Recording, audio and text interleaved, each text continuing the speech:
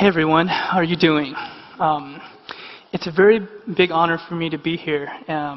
This is actually my third time to Korea and to Seoul. My first time was 3 years ago. I've been back, and this is my third time back. I love the city, I love the people, I love the food. I'm also a big StarCraft fan, so I love StarCraft. And all in all, I love Korea, and it's an honor for me to be here. And I guess I'll just begin with the story that I want to tell you, which kind of begins with this building. And this is Stanford University's Center for Computer Research in Music and Acoustics. That's spelled CCRMA, and it's pronounced Karma.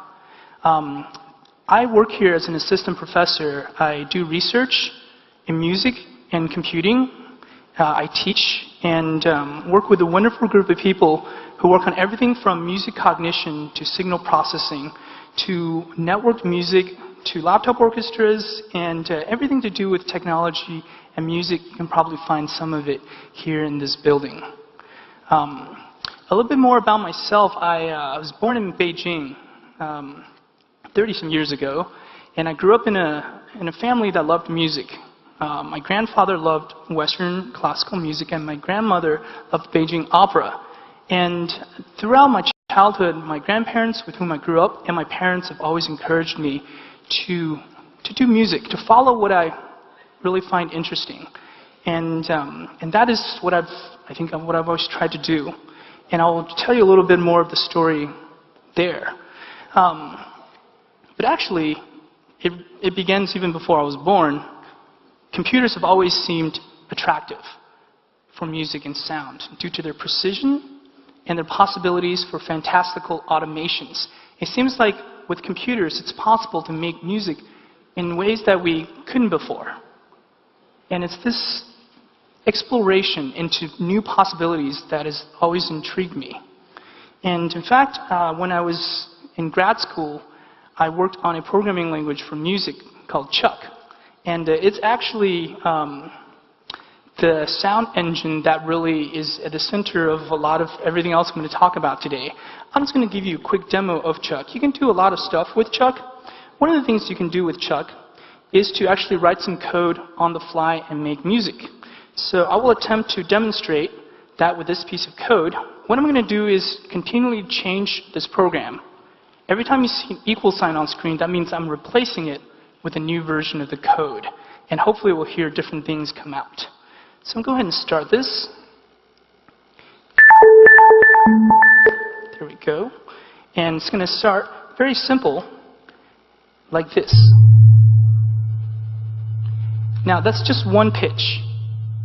And I'm going to start adding things to it to make it sound a little bit more different. Here I'm going to add a major second to it. And I'm going to start changing kind of the randomization of this pitch.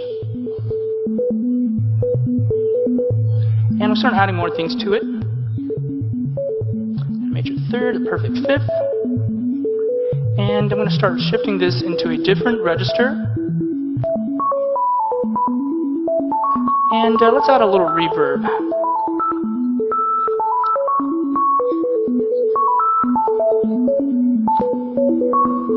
And then let's keep modifying this. Let's add a 9.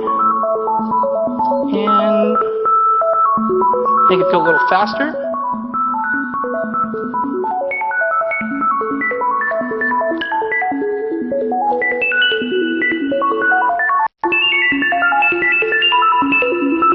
And so, for example, this is kind of a way with Chuck with which you can really experiment with sound. And because computers are so fast and powerful now, it's possible to really do this very quickly. And by changing the way we actually write programs for sound, we might actually, in fact, change the way that sound and music is made, and actually maybe even end up in new types of music. So this is just one of several things Chuck can do, and it actually is the sound engine to everything else that I'm going to talk about, one of which is the laptop orchestra. So I was very fortunate to work with the Princeton Laptop Orchestra from its inception. Professors Dan Truman and Perry Cook started the Princeton Laptop Orchestra, or PLORC, to explore a new type of what we called electronic chamber music. And the idea is to actually have a number of laptops and instruments made from those laptops. And then for each laptop, actually have a special speaker array that goes with each laptop. And the idea is that for each instrument that we create with the computer, we'd actually make the sound come out near that instrument, near the computer, much like, for example, like a violin or a cello. Naturally, if you play that instrument, the sound radiates from the instrument itself. It doesn't go from speakers, like actually in here, towards you. It comes from the artifact itself. And so this is what we try to do with the laptop orchestra, but in a large group setting. And when I got to Stanford, I helped to start the Stanford Laptop Orchestra, or SLORC. And these are speakers we created from it. And in fact, we built our own speakers. So this is how we did it, just to give you a quick story. We started with actually a wooden salad bowl. This is actually from IKEA. It's an 11-inch salad bowl. We turn it upside down. We drill holes into it, 6 of them per speaker. We then drill and also make base plates, route them, add speaker drivers to them. Inside, we would embed kind of 6 channels of amplification in these amplifiers. And fortunately, we had a lot of really awesome people working on this. And this is actually what we did with Spring Break back in 2008. And to this whole mix, you add laptops, you add software, you add a lot of other things, and certainly you add people, not least of all. And you have a laptop orchestra. And this is the Stanford Laptop Orchestra performing on stage at Stanford with musicians in Beijing, in this case, actually going over SoundWire, which is a project that explores high-performance audio over networks for musical performance. And at the same time, the Laptop Orchestra is also a course that we teach both at Stanford as well as at Princeton. And this course teaches everything from sound design to programming to music composition to live performance, and all kind of under one vehicle. And we actually use a number of new instruments. In fact, all the instruments in the Laptop Orchestra we create essentially almost from scratch. But sometimes we would borrow interfaces that's traditionally used for making music, such as these, as well as gaming interfaces. Here, I'll just give you another quick demo of one of these interfaces. Let's see. And what I'm going to do is open this up. All right. So this is an instrument that's supposed to synthesize kind of a singing computer. And this joystick is a way to control the voice. So if I go, it sings. Now that's a kind of a very synthetic voice. It's not, no one's going to think that's a real person, but that's really not the point here. So when you squeeze this trigger and move it,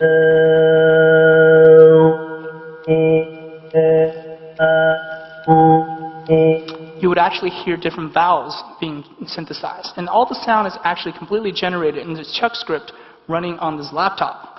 And now as you move smoothly around this, you would actually get kind of a smooth interpolation of the sound. If you twist it, you get some extreme vibrato. It's as if you were putting your hands gently inside someone's mouth and you're molding it so to make them sound a little bit differently. And that's kind of the general principle of what we're doing with software here. And you can make it sing pretty low, or very high.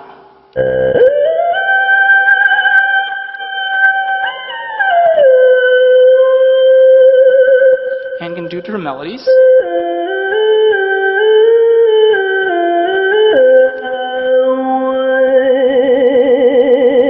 And that's an instrument called the Joy of Chant. Thanks. So, having worked on these various interfaces, physical interaction, and software for music, it was actually very good timing to think about the trends in what's happening in technology. And one of those is just generally how we relate to computers. This famous quote by Ben Schneiderman said, "The old computing is about what computers can do, whereas the new computing is about what people can do." And this is something we've taken to heart when we actually design new technology, it's, at the end of the day, we're going to be working very closely with technology. We create the technology to do some of these musical things. At the same time, we try not to ever forget that it's not, the technology is never kind of the end goal. It's what you do with technology and what you do and who you do it for. It's with this in mind that we actually started a company that spun out of Karma called Smule. And here is a company trying to leverage this trend in computing, and also in mobile computing, where these mobile devices are becoming extremely prolific, very powerful, and it seemed like such a personal portal into the everyday lives of, well, all of us. And we wondered, what can we do on this platform to change the way people think about music, to change the way people play music and relate to sound? So the first thing we did is actually not a musical instrument. It's a kind of a toy for sound. And it's called the sonic lighter. And I'm going to try to demo it for you here. So the sonic lighter looks something like this. And it will respond to your touch. And if you turn it too far, it's actually going to burn the side of my phone. And there are other physical interactions you can do with this. For example, if I blow into this phone, I can blow it out. Let me show you again. All right, so it's a little bit of technology, a little bit kind of a parlor trick made with technology. And we're really just, there's actually a little Chuck program that's running inside this iPhone, inside this software, that's detecting and tracking the amplitude of the sound coming into the microphone. And that is what's actually modulating the flames. And beyond a certain threshold, it's going to extinguish the flame. And there's one more thing you can do with sound. And that is if I have two sonic lighters here, I throw this first one into kind of this blowtorch mode. I can light the second lighter. So I'll show you again. That's actually also done with sound. There's another Chuck script that's sending a very special and fairly soft signal that it's barely audible. That's actually this is looking for. Once this detects that signal, it's going to ignite. And that's the sonic lighter. So that's actually what we started with. But we didn't just stop there. We also wanted to check to see what we can do with kind of a more social experience now that we have this device in the hands of so many people. And one of the first things we did was actually to make a global visualization where you can actually see points of light where other people have ignited their sonic lighters from across the world. Now, you don't know who these people are, but there's a certain sense of connection that you somehow feel, however small, that, hey, there's these other people out there who, like me, got a fake lighter on their iPhone, you know, and somehow that's interesting. And it's also interesting that, well, I actually don't know or don't need to know who these people are. So there's a certain undeniable magic to the new technology that we have today. And I think this ageless quote from Arthur C. Clarke sums it up that, well, he says, any sufficiently advanced technology is indistinguishable from magic. And looking at the devices that we have today, it's quite true. Technology is disappearing. It's disappearing at the same time it's becoming more prolific. There's more technology, but perhaps we don't always need to be aware that the technology is always there to actually make use of it. And that's quite an interesting concept. And taking this idea of like technology and magic, perhaps one step, well, I'm not sure if it's further, maybe it's one step backwards, we started making instruments for the iPhone. And one of the first things we made was the ocarina. And let's go ahead and demo a little bit for you here.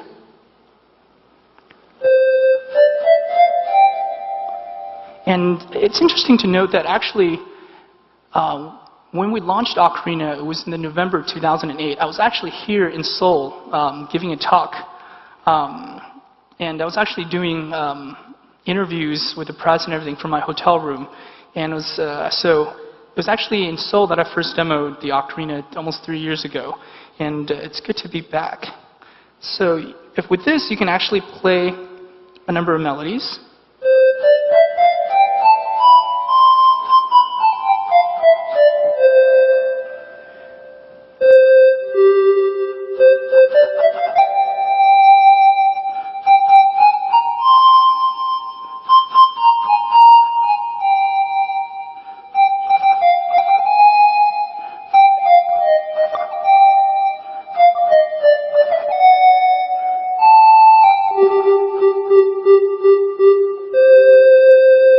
So that's The Legend of Zelda, and we did this, thanks. So that's actually the tune that we actually launched the product with 3 years ago, because we figured, hey, maybe that's a good chance that people know what ocarina is through The Legend of Zelda. And actually just yesterday, I learned a new tune, and I want to just play that for you. I was told that I don't even need to say the name, that everyone would know what this is. So I'll do my best not to mess it up.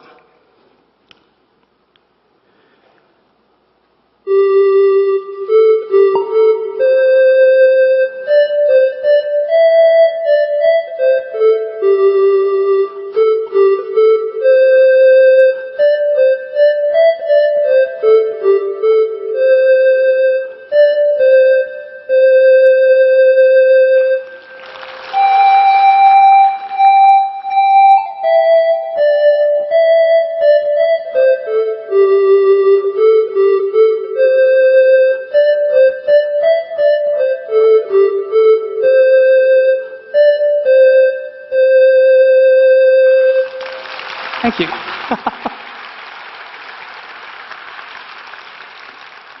Thank you very much. You're very kind.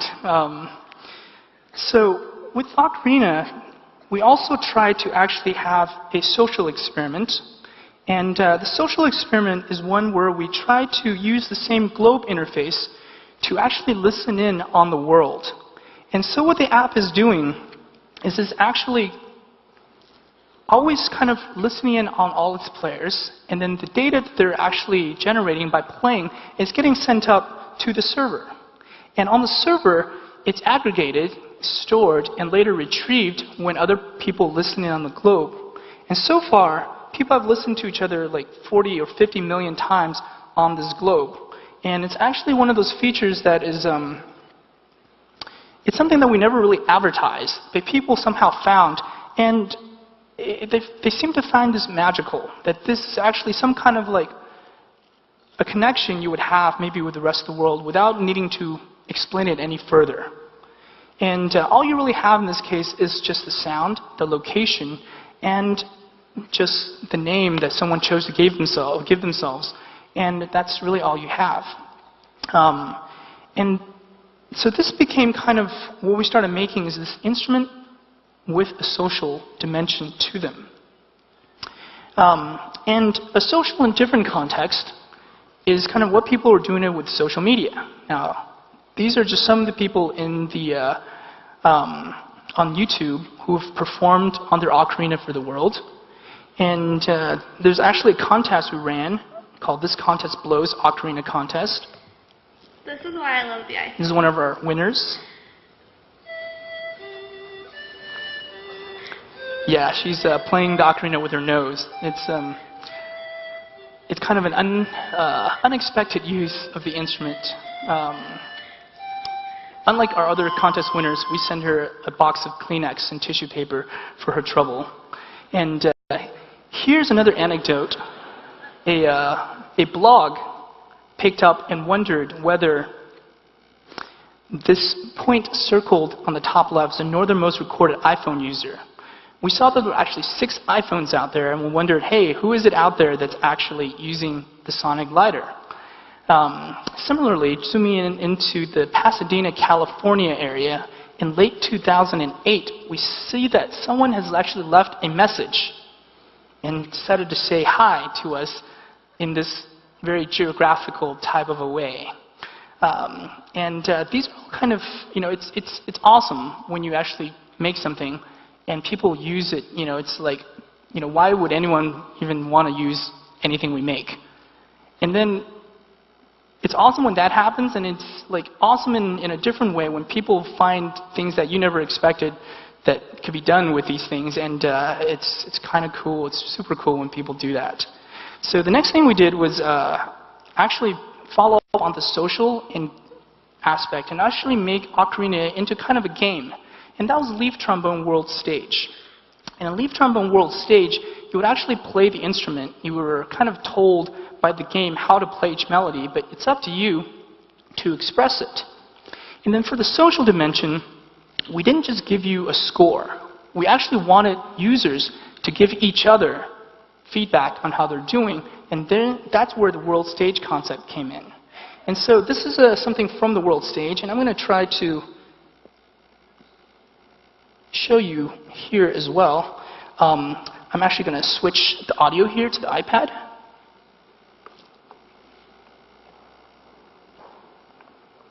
Okay.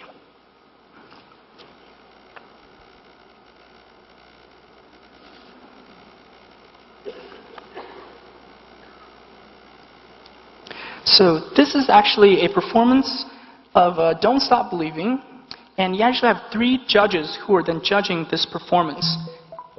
And they can give feedback to the user.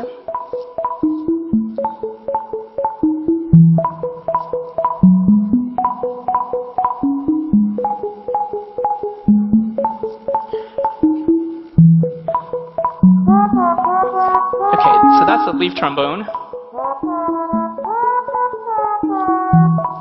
And this judge is, he likes it, giving a thumbs up.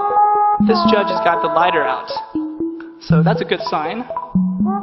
Another thumbs up. So, you know you're doing well when everybody's got their lighters out.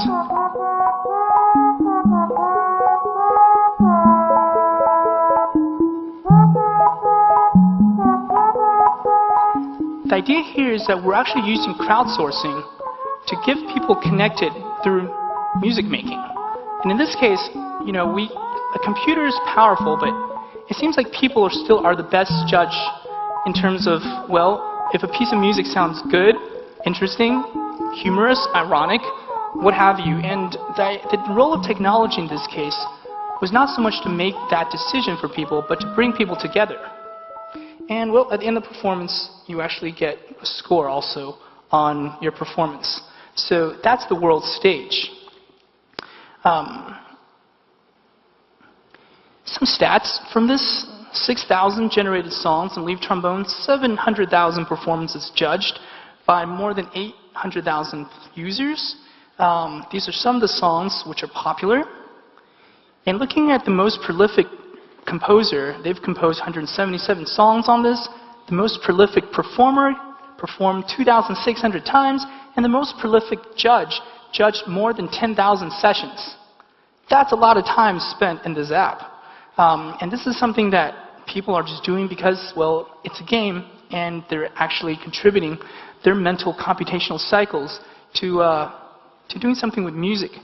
At the same time, at Stanford University, we're continuing our research alongside with what we're doing at SMUL with things like the Stanford Mobile Phone Orchestra, or MoPho. Here we wear speakers on our hands through these gloves, and we explore both traditional concert settings in terms of performances, but also we also explore new ways to make and compose music, ways that potentially are not necessarily at the same place or at the same time, but could be spread out both in space and time. And we're continuing to make new works and compositions there. And drawing back and forth between the academic and the commercial world, we really start making things that take on both things from the laptop orchestra as well as kind of products and games that people might enjoy. So here is the magic piano and the magic fiddle. Here, graduate student Juno and myself are actually playing a duet on our iPads on the fiddle. And here the St. Lawrence String Quartet, this world-renowned string quartet, is actually playing a quartet on their iPads. And then there's T-Pain. So we really wanted to transform people through the experience of using their phones. Now, it's kind of a subtle thing because these phones are small, they're barely noticeable. We all, we're very used to this technology. So it seems like that's an opportunity to get people to do something new, and perhaps even transform it. So I'm going to actually give you a quick demo of this. I'm going to change audio once more.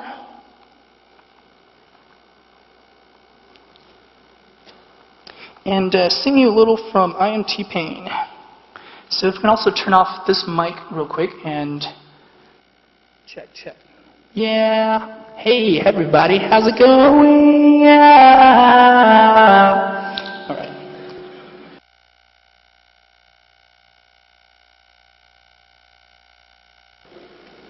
Check.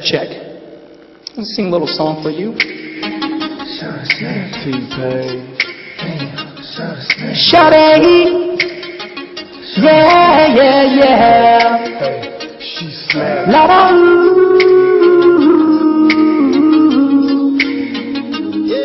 Snappy fingers, do your stuff. You can do it all by yourself, baby girl. What's your name? Let me talk to you. Let me buy you a drink. I'm T-Pain, you know me. Convict music, nappy boy, ooh-wee. Know the club, close at 3. What's the chance of you rolling with me? Back to the crib, show you how I live. Let's get drunk, forget what we did. Gonna buy you a drink. Whoa! Thank you very much.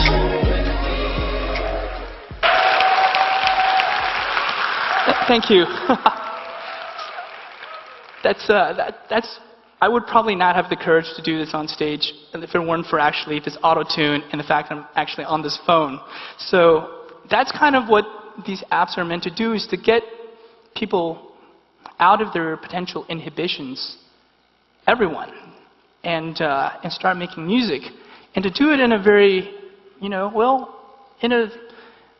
an easy, natural way. It should be, making music with your phone should be just like picking up the phone and calling your best friend. It shouldn't be any harder than that. So I want to leave you with one quote and just one more sound snippet. And this quote is the following: "The most profound technologies are those that disappear. They weave themselves into the fabric of everyday life until they're indistinguishable from it." And I think it's worth noting that in some sense, this is very much the direction that technology is heading. I wonder what that means.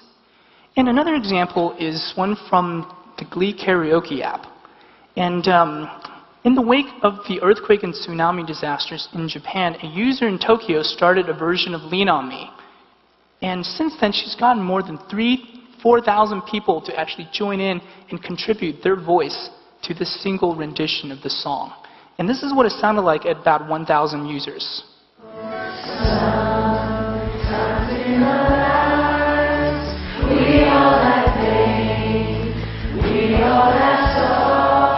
That is about 1,000 perfect strangers singing together around the world. And we didn't really know if our technology would support this, but actually it did. And it's one of those things that is unexpected. But people kind of found a way inside this app to actually express themselves. So with this, I think I just want to leave you with the thought of, with this trend of technology, of computing, and the trend that we're becoming, we're actually not becoming, we're still who we are, but technology is changing, and our relationship to technology is changing. What does that mean for the future of music and how we might connect to each other through music and technology? Thank you very much.